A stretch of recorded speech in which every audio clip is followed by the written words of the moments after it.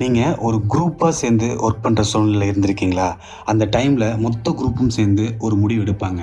அது பேடாக இருந்தாலும் அதை ஃபாலோ பண்ணுறதுக்கான சூழ்நிலை வரும். இந்த ட்ராப்புக்கு பேர் தான் குரூப் திங்கிங்.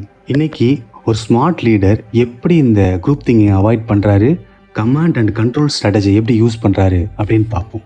ஒரு குரூப்பில் இருக்கிற பீப்புள் சுயமாக சிந்திக்கிறத நிறுத்திட்டு குழுவில் என்ன சொல்கிறாங்களோ அதை ஃபாலோ பண்ணுறாங்கன்னா அது ரொம்ப ஈஸியாக இருந்தாலும் அது ஒரு தவறான முடிவுக்கு வழிவகுக்கலாம். ஆனால் கமாண்ட் அண்ட் கண்ட்ரோல் ஸ்ட்ராட்டஜி மக்கள் அனைவரோட கருத்தையும் பகிர்ந்து கொள்ள அனுமதிக்குது.